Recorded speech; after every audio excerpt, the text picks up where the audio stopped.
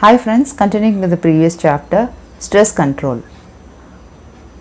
In today's world, we are becoming overwhelmed and overloaded by very invention that we are supposed to enhance our quality of life.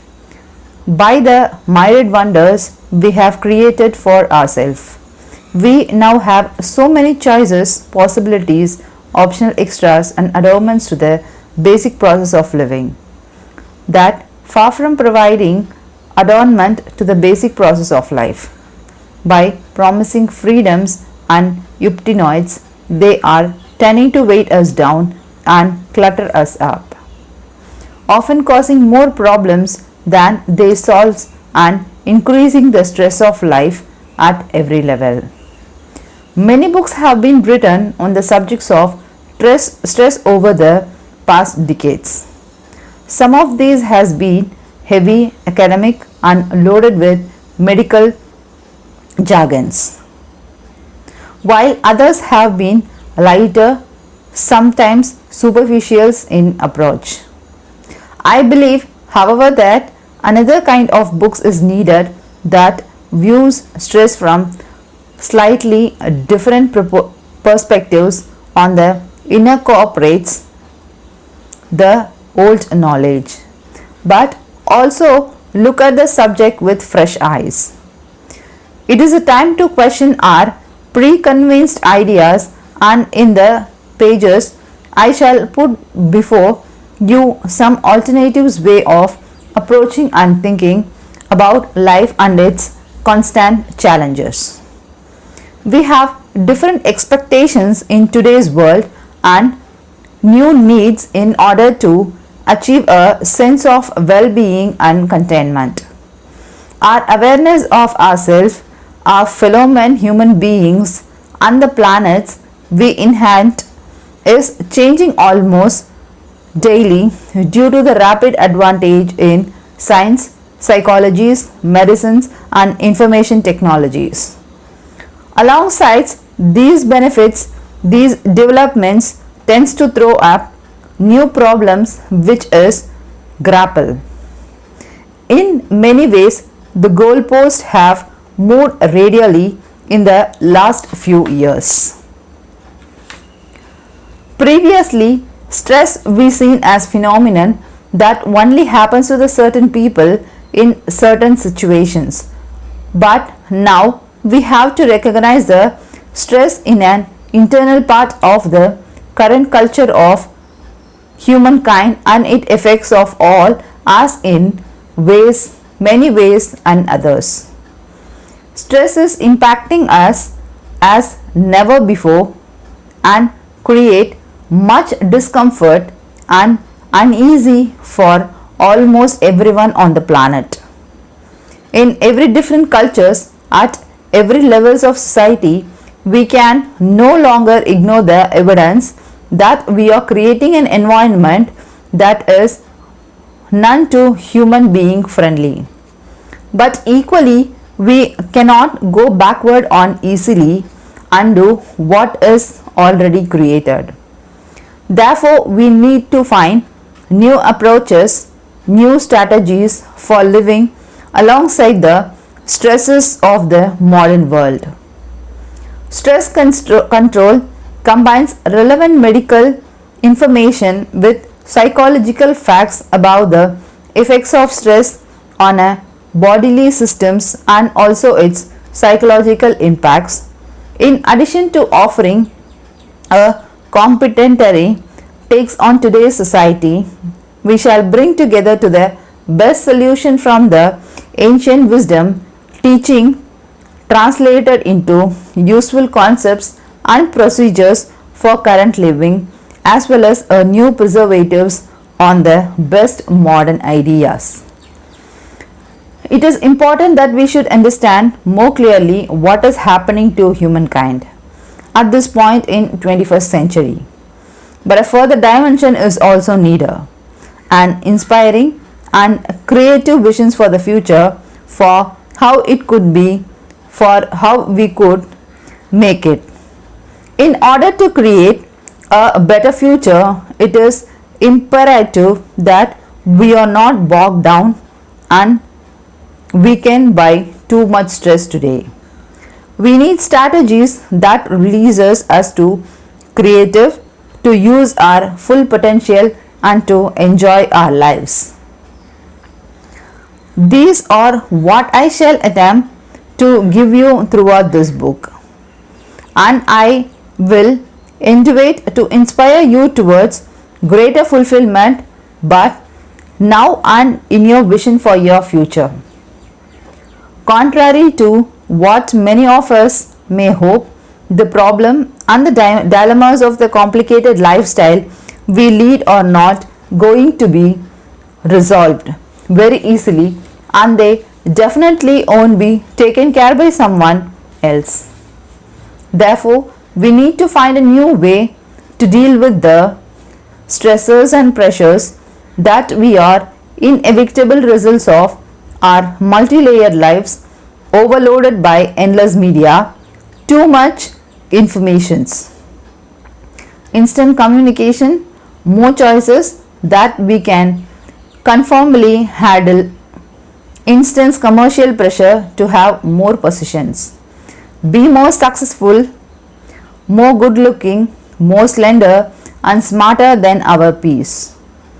This is not to mention the stress of our daily threats to our well-being from containment food, polluted atmosphere and powerful new strains of bacteria, along with the potential environmental dangers we have set up for our lives in terms of climate changes and the consequences of destroying our rainforest.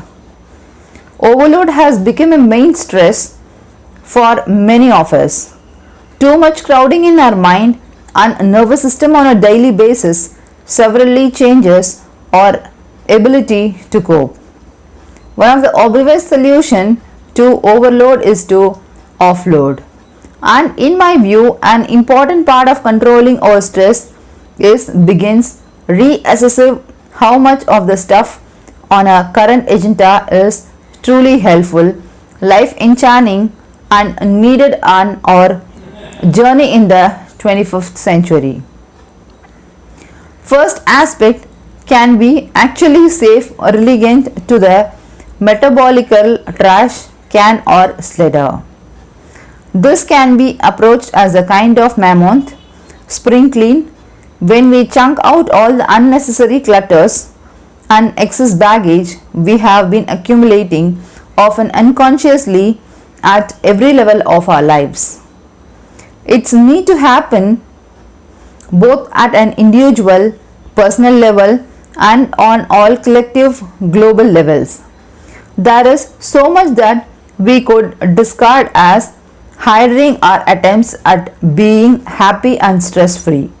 Successful stress management is fundamental about making the right choices.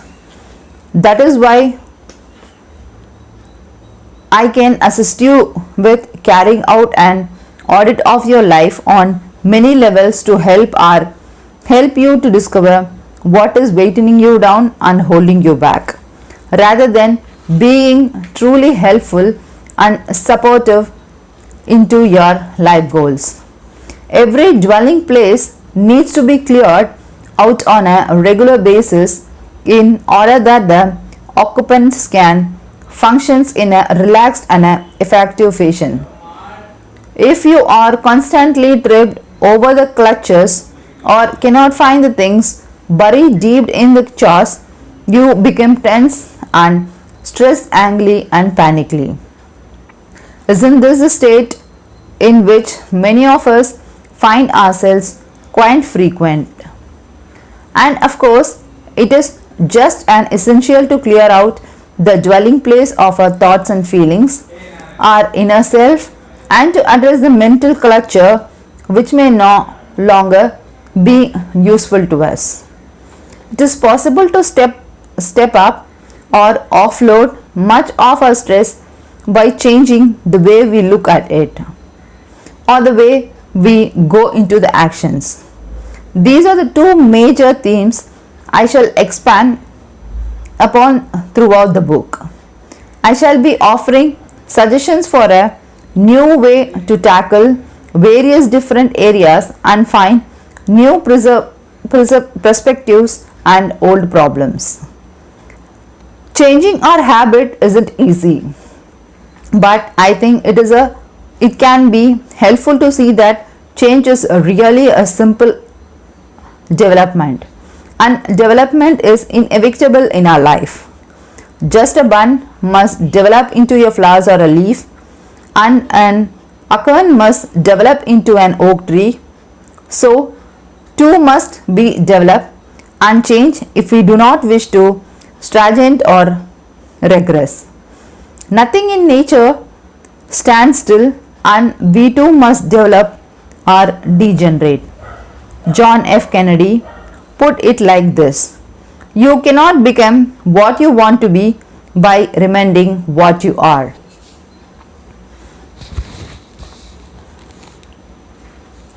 I see life as a constant process of transformation from one development stage to the next. And I think humankind currently stands on the brink of a critical new steps in its development. I believe that many of the stresses we faces and many of today's difficulties that world event are offering us to change and transform, to rethink our valuable and objectives. I believe we are being challenged to grow and mature as individuals, societies and nations. We are being stressed into the realization that we can interpret and that all action ripples out to accept the whole of humanity. We have to take accounts of each other. We cannot act unilaterally or selfish anymore, for we are so completely linked up around the globe that there is always a knock-on effect, a domino effect that one way or another will eventually ripple back to impact upon the places from which is oriented. This is though may seems a little daunting, but the positive aspect is that if we do the right things will rebound back to us. I truly believe that we have a serious challenges in front of us, and that can be life enchanting if we approach it in a right spirit. Many people agree that much needed changing around the globe, but the place to start this change in within ourselves and in our own life right here, right now. This book is offered as a starting point, as a combination of a guidebook, reference book, supportive and inspirational companion as you develop positive stress management strategies that will give you more control over your life, that will free your potential, your creativity, your energy for more enjoyment and fulfillment. Then perhaps you can help others to do the same. After more than 20 years of helping people to live in a better relationship with the stress of a life, we have came to certain conclusions and developed many own ideas and strategies for getting through with the least strain and the most joy, and I want to share these with you.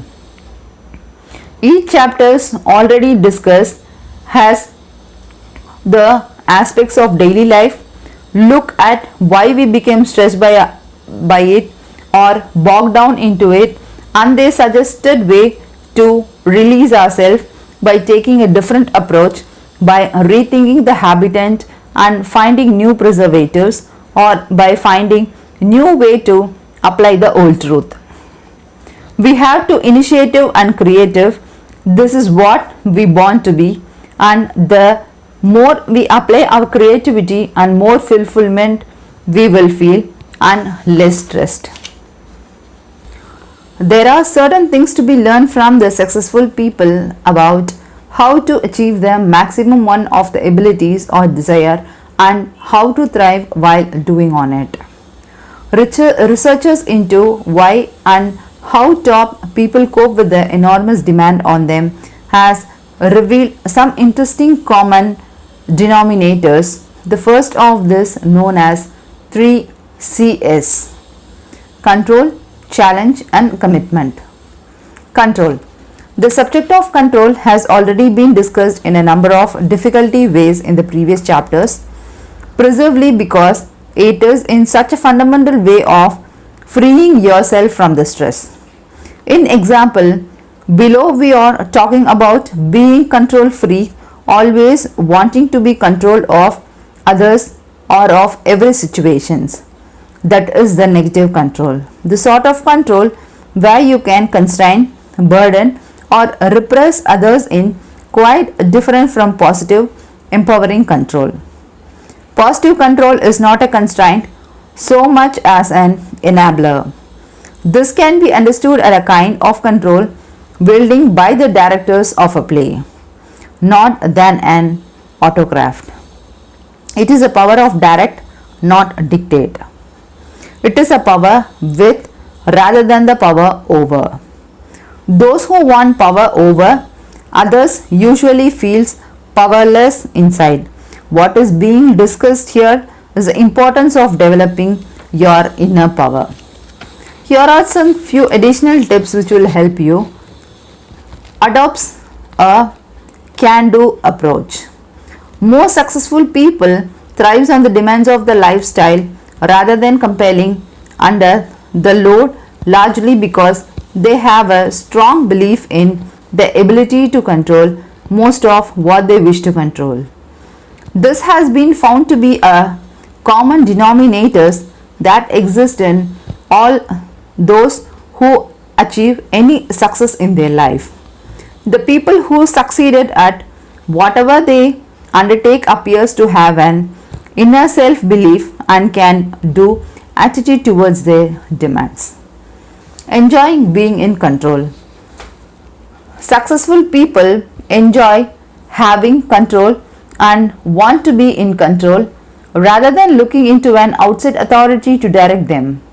Knowing you have a high degree of control and engenders a feeling of being on top of the things, which reveals any feelings of the distress, threats and helpless, reducing the amount of stress involved in any situation, however demanding.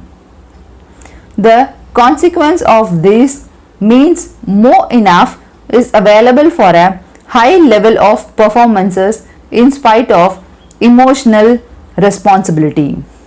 In addition, when you feel sufficient in control, it is also possible to take time off to relax, which is of course healthy self-management. Avoid things you cannot control. Not having control or preserving yourself as a having little control over events or other people's in one greater stress we can face and will usually switch on to flight or fright response in attempts to battle feelings of helplessness or feeling threatened by events outside of your control. This is very debilitating and can be negative long-term consequences for your health. Because of this, it is wise stress management to avoid as much as possible putting yourself into too many situations which and where you cannot control what is happening or what you cannot have any influence on the people around you. Concentrate on what you can control. Try to identify those areas where you do have control and maximize the benefit of those situations by concentrating your efforts on these projects or life area as much as possible. Most people who arrives at the top of their professions or careers have found the way to control as often as possible. When you take control in even small ways, such as deciding where to place control even in small places. When you take control even in a small ways, such as deciding where to place your boundaries as far as other people's demand are concerned, your self-esteem and confidence will grow, two qualities generally seen in abundance in successful peoples. Find control outside the work. If you do not have much control in your life, in your working life, make sure that you are engaged in your leisure time in activities where you can feel in control to satisfaction degree as a counterbalance. This could be by playing a sports regularly with a friend or a group of friends or with whom you feel equal, and where you can control and develop your own performances. Or you might enjoy the developing your architectic or musical abilities so that you can feel more in control of your own talents and capacities. Attending a self-defense classes or participating meditations or any materialistic art can also give you sense of control, especially a sense of self-control. Rather, like the conductor of an orchestra, you can coordinate the many sides of your self function is the most satisfying way, so that the area of the stress or distress shrink into significance beside the fulfillment and satisfactory areas. Monitor your level of control. Even if you have achieved considerable sincerity in your work style, do keep a check on where you feel unfree, as it is where the stress intensify. For intensive managers are typically seen having a significant level of control, but this generally depend on the hierarchical structures of the organization. As we have already noticed in previous chapters, middle managers often experience pressure from the above and below, and generally experiencing the more stress than those who work under them. However, even where you have certain constraints on your control, you can de-stress yourself considerably by choosing consciously to accept those constraints. This choice of accepting the situations rather than resisting it gives you a feeling of autonomy, which is empowering. But this has to be a genuine choice with which you feel comfortable. Control your reactions. The one area where you can always have a control in our reaction, whether to external event or other people. We are always free to choose how we interrupt something that happens and then how we decide to react. Of course, it is not always easy to find the inner strength to stand back and take a moment to reflect before we act or react. But by participating the stress management and relaxation techniques throughout this book, you will be more able to feel in control of yourself, at least, even if not always on the outer world. Structures your free time. Some people have a high degree of control at the work but do not have a sufficient controls on their free time. Thus, they often feel anxious at weekend when there is no structure. So, manage your leisure times as well, not by being frantically busy, but instead by deciding what you want to do, when you want to do it, and when you want to relax instead of just drifting. Many people become depressed on the weekends or the holidays because of the lack of framework or purposes.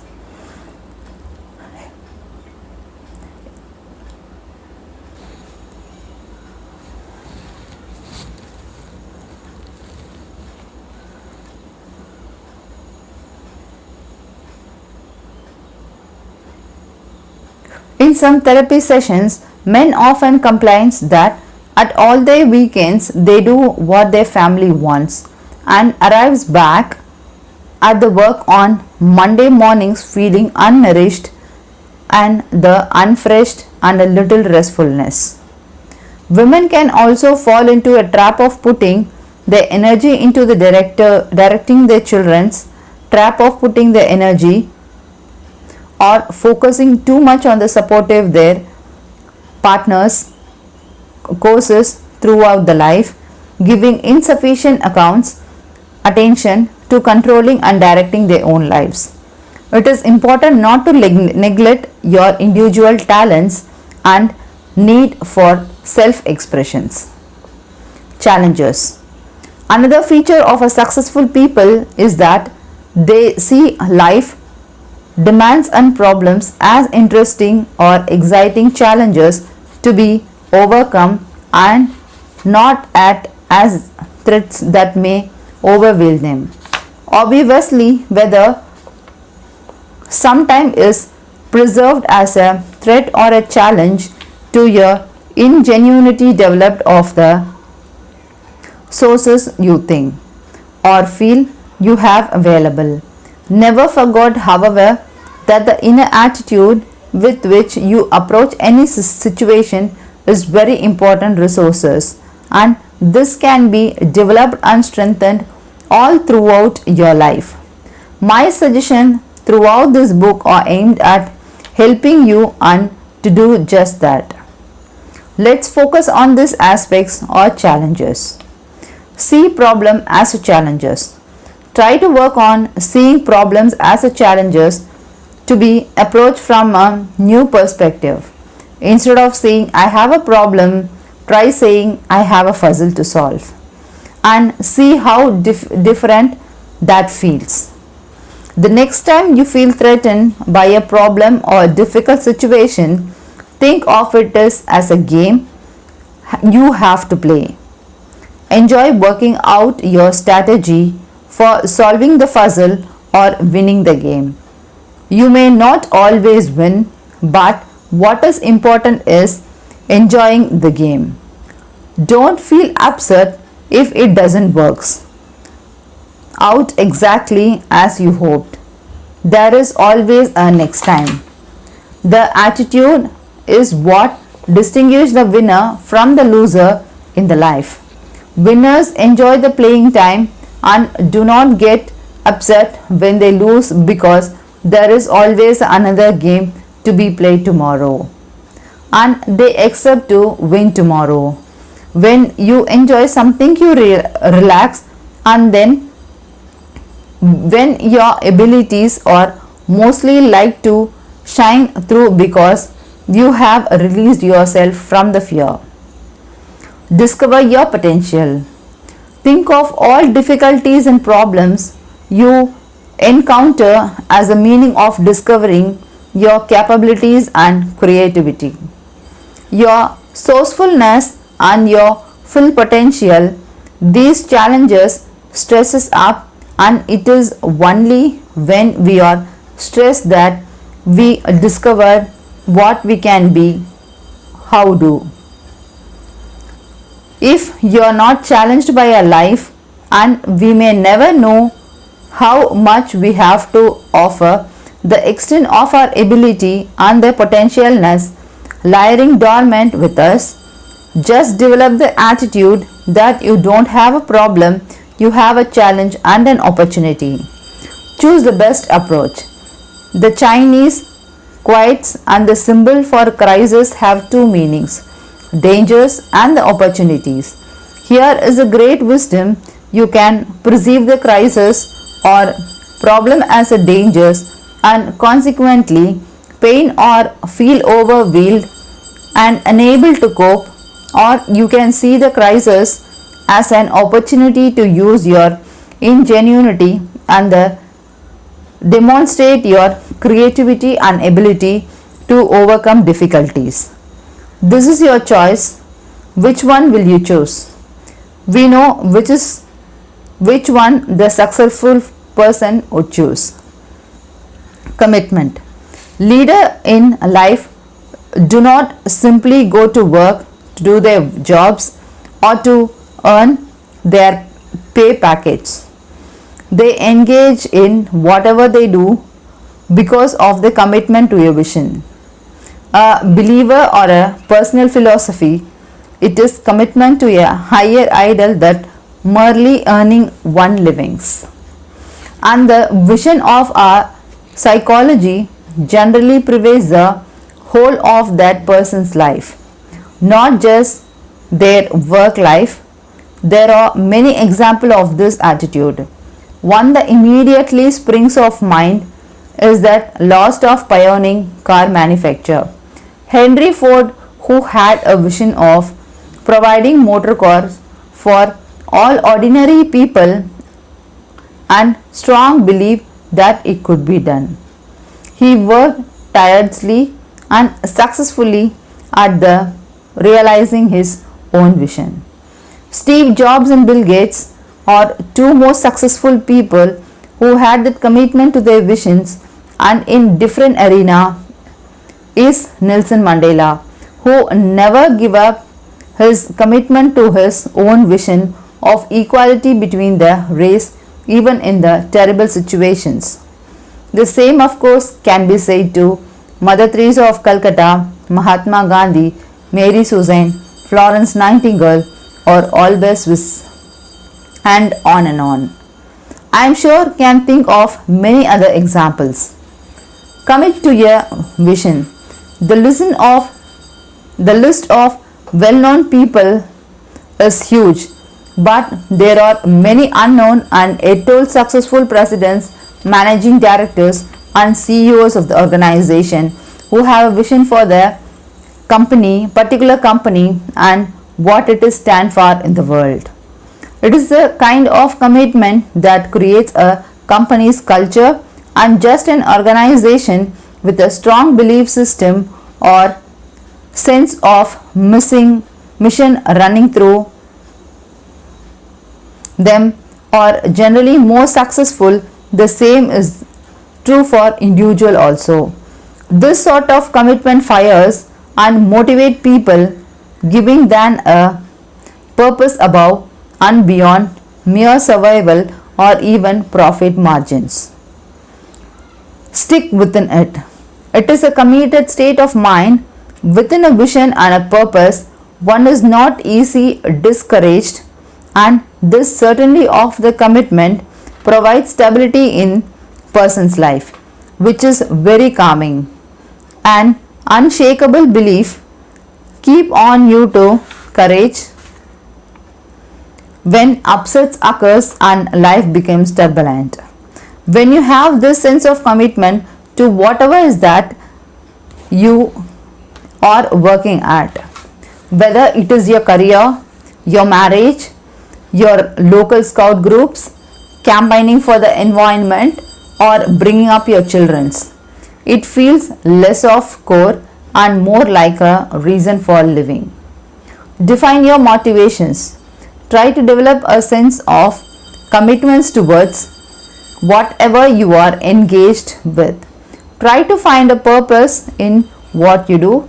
I always say to myself, whatever you do, know why are you doing.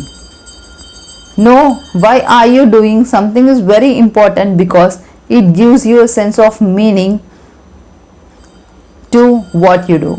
But always, even if it is turn out to the further failure, you will at least know what you have attempted it, and that means you are in a control. You can pick yourself up and try again.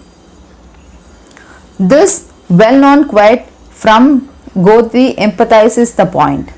Until one is committed, there is hostility, the change to draw back, always ineffectiveness concerning all act of initiative and creations. There is one elementary truth, the ignorance of which skill countless ideas and splendid plans. That the moment of one definitely commit oneself, then providence move to. All sorts of things are occurs to help one that would never otherwise have occurred.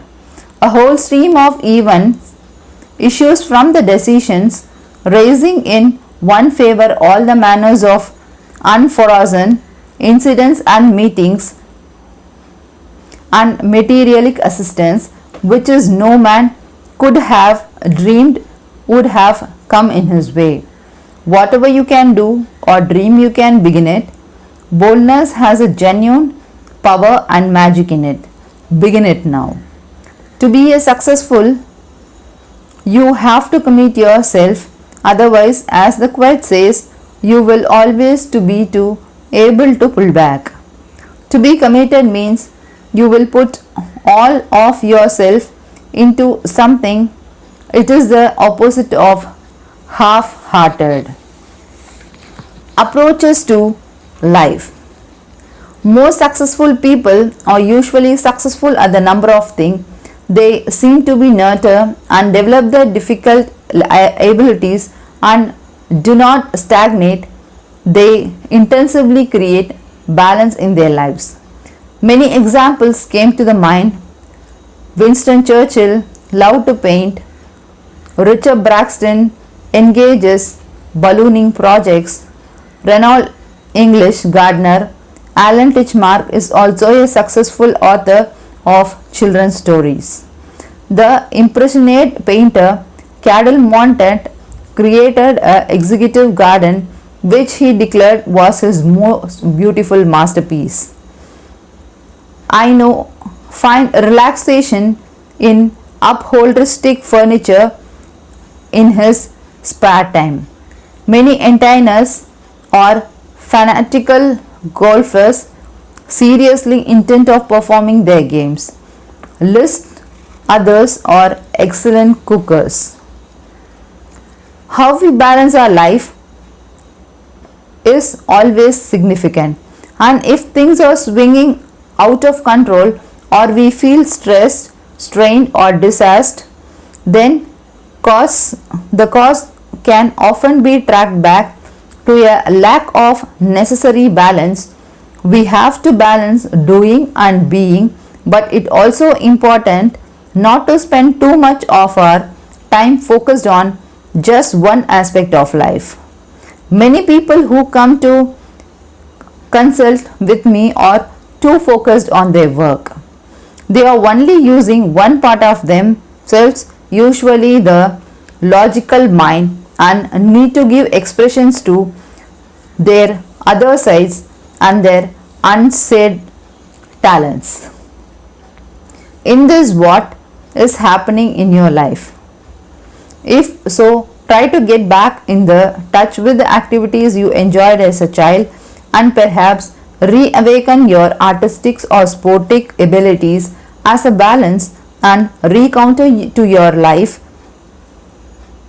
Join a painting class, learn to sculpt, take up the pottery, join your church choir, improve your tennis and golf, go to a country hike with a ramful group, join an dramatic society or yoga, or learn dressmaking, millinery or a musical instrument.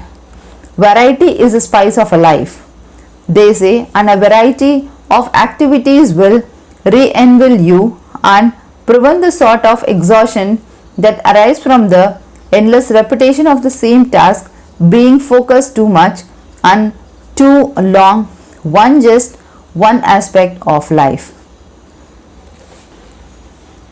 Attitude. Research studies have shown the successful people almost always has an attitude in common, one that is decidedly positive, upbeat attitude. One in-depth study by the University of California on happiness in particular found that a positive can-do approaches was not the result of achieving success, but that attitude was the first before their achievements. A positive or happy attitude is not necessarily something you are born with. You can train yourself or to be more positive in your approach to everything you are dealing with. You just have to believe that thinking positively will help and empowering you, and recognize that dwelling on problem doesn't get you anywhere. Then find ways to make sure that you empathize the positive aspects and the limits the amount of time you spend focusing on the negatives of any situations. Think of how authentic, for example, talk about the performances always with an unbeat attitude, never for a moment discussing the possibilities of failure. Successful people expect to be successful and never dwell on past failures or mistakes. Expect accept possibilities to learn the lesson. Conversely, unsuccessful people tends to replay with their own and past failures over and over in their minds instead of just learning them go and moving on. A positive attitude to the failure is summed up with the word of Henry Ford: failure is simply the opportunity of being again more intelligently.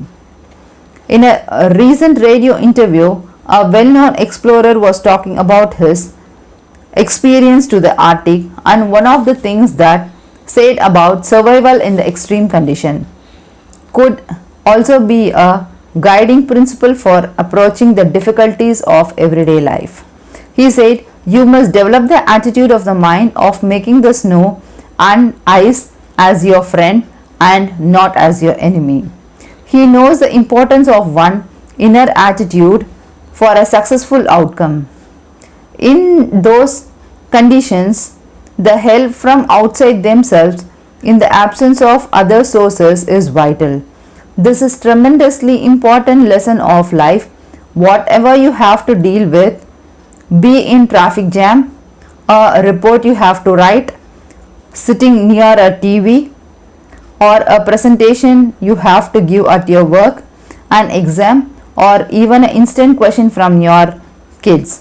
If you have make it your friend instead of your enemy, you will relax and feel harmony and use far less efforts than if you are gearing up for a flight. Think about how your body postures changes when you're about to greet a friend. Your anticipate pleasures and ease, so you relax and open up to enjoyment and fun. Try to see the task of your day as friend and fun. We so often stress ourselves by thinking negatively about whatever is facing us, seeing it as a trap or an enemy that is out to get us, to harm us or bring us down. But something is only what we think it is. If we don't think it's a problem, then it won't be. So it is really very important to work at this. Negativity is extremely dispowering. It slaps over your energy. Be yourself. Top peoples are usually true to themselves, value self-expression, and have the courage to be who they are rather than being hung up on the needs of please effort. This is very empowering. However, it is not usually until meanwhile that anyone being know who they truly are. Before this, we are generally experiencing in different persons and trying out different ways of behaving to get what we want. It is also difficult to throw off the conditioning of your upbringing and your parents' voices about what is or is not acceptable. But try to listen to the inner voice or inner feelings that knows when you are being true or false to yourself. It was recently asked, what is your experience do you consider is the most important thing to aim in order to be happy and fulfilled? My unhesitating reply was, be yourself. it can be difficult to be yourself, but at least try to be yourself, authentic or real. Have you noticed how truly great men and women usually have an air of anxiety about them? It is a sign of being at peace with yourself, not smug and self satisfied, but accepting of who you are. So, work at the beginning yourself as much as you can. You were born to be you. I read a very amusing quote recently, supposed from Charles, the creator of the comic strip Peanuts. It said, "Be yourself, everyone well is taken." Wisdom indeed. You might like to write that down and carry it around with you. Another inspiring quote from the person called Jung says, "You do not have to become perfect. All you have to do is become what you have been always been. You are unique and you have a unique gift to offer the world. No one can else to do exactly like you, so honor yourself. It may take a long time to know you have who you have been always been, but keep trying to be authentic person. That is you and you only. You are not meant to be anyone else. This really is the greatest goal to aim for, and my suggestions throughout this book are intended to assist you towards becoming more authentically you and to free you from the constraints that stress you and then get in the way of being peaceful yourself. It is a journey that you make a while, but just enjoy the fun and challenges as you work, creating a fulfilled life and a high degree of self-control. I have presented you with my ideas and suggestions as well as the essential information to help and guide you to feeling more in control of stress in your life.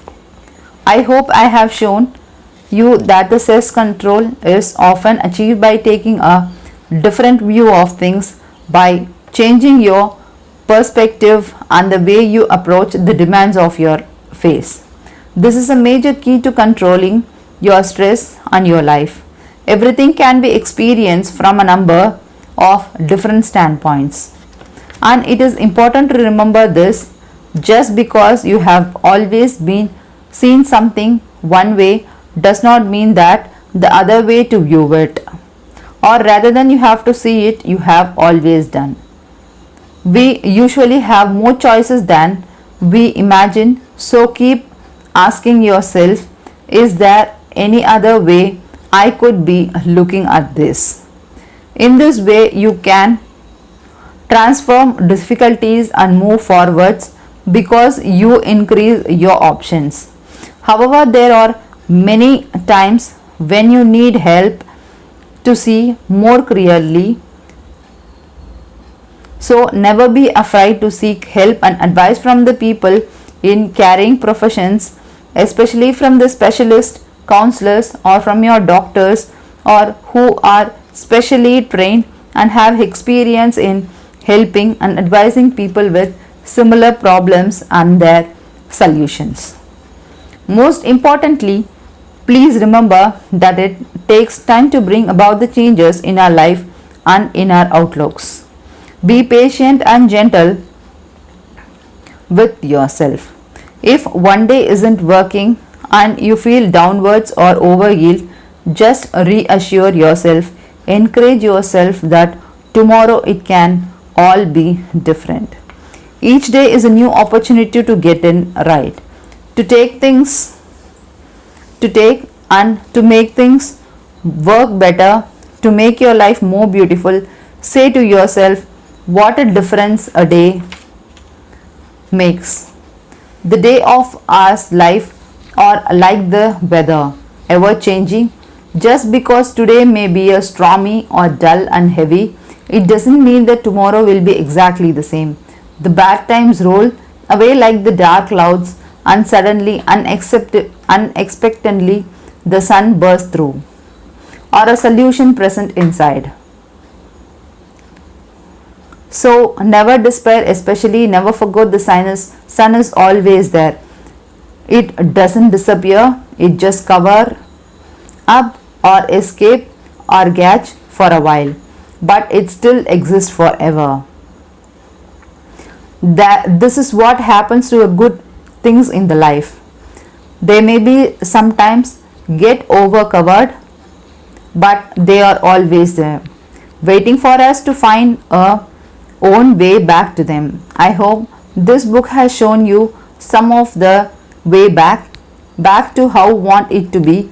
Always make you life less stressful and more harmlessly, happily and relaxed.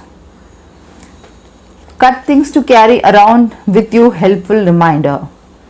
Keep a constant check on the numbers of changes you are dealing with and avoid making unnecessary changes when you are stressed. Too much change at in any one time will overload your copying ability. Balance tension and relaxation, doing and non-doing, take the pressure off regularly yourself. Use the relaxation response more often than the stress response.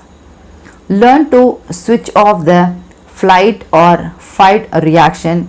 It winds up and wears you out. Manage your boundaries. Give yourself permission to say no or not now. Practice the positive no. Take good care of yourself. Exercise your body. Inspire your mind. Protect your emotions. Acknowledge you need. Give to yourself that you can give to others. Nurture your relationship. Develop supportive networks. Take time off from your problems and seek out the people who care for you and gives you positive feedback about yourself. Acknowledge your personal truth and seek inspiration in the wise teachings of the past. Hold on whatever you find valuable from the past, lest embarrassing the new. Do it in your own way. Eat well to support yourself. Remember that food and drinks are the raw materials to your body to use to renew yourself. Think positively, visualize what you want to make happen happy and how you want your life to do. Fill your mind with positive images. Create a healthy and a peaceful environment at the home, your office and wherever you go to work. Remember the secret of successful people, their 3 C's: control, challenge, commitment. The more you feel in control, the less you will feel stressed. Most importantly, you can always have control of yourself and your reaction. See problems as challenges to your ingenuity and creative, not as threats. Make a total commitment to whatever you engage in. Find a higher purpose or an altruistic reason for your endurance and you will remove the strains. When things seems at the worst or when you feel most stressed, rise about it. Practice became still and connections with the peace and listen that lie behind the noise and the rush. Regularly practice deep relaxation. Be in the now moment. Remember, love changes everything. Practice love. Above all, love yourself.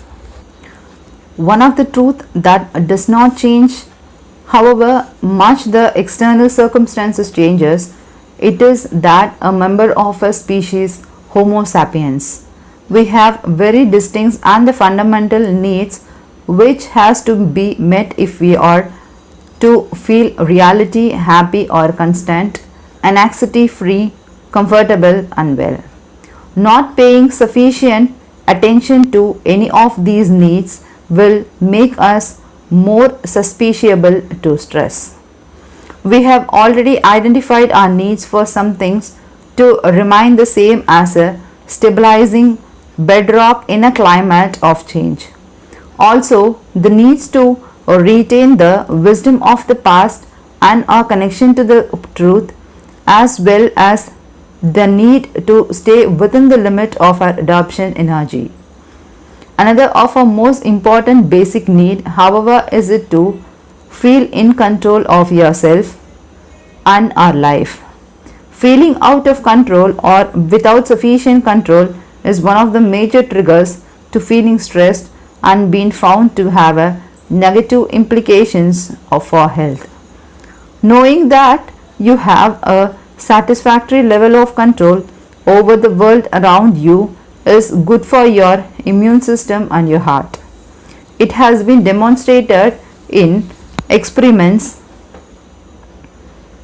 with animals having no control over various stress factors suppressed immune function to be a significant degree, while animals subjected to the same stress but given some controls over them did not suffer the same internal damage. In one term study of colony of monkeys, those creatures who had a little and no control over the ordering of who are continuously dominated by the larger, more powerful monkeys eventually develop high blood pressure followed by the heart diseases due to the clogging up of their coronary arteries. This is what, despite eating the same diet, living in the same habitat and having the same degree of physical freedom as the higher states animal.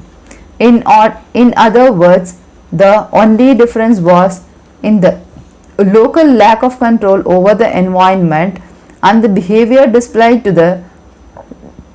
towards them by the others in the society. The high status monkey were found have to be completely unclogged arteries. However, there was an unexpected discovery in the studies. Some on the low status monkey managed to find a role for themselves by growing their superior and acting as helpers, which some of the low status males playing with the young baby monkeys. It is normally unheard for you young males to take any interest in their babies.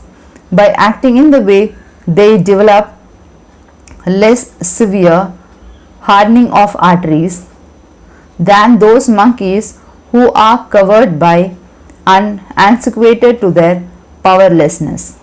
This seems to point to the fact that if you can exercise a degree of anatomy even in oppressive conditions, there will be less damage to your health. A similar study involving civil servants called the Whitehall Studies was carried out by the London University over a period of 30 years. To their surprises, the lower occurrence of the heart disease was found among the highest level employee whom they have thought would be suffering from so-called excessive stress. However, those people at the top of their hierarchy had a high degree of control, which seems to include good health. Heart diseases rates got worse as you went down the grades. It was discovered that yearly death rates were 3 times higher among junior officers work than among the senior civil servants.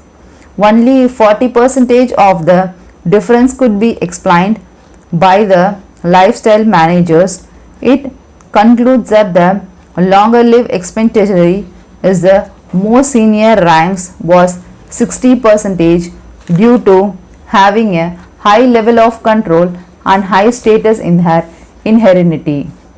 Similar conclusions have been drawn from the other studies.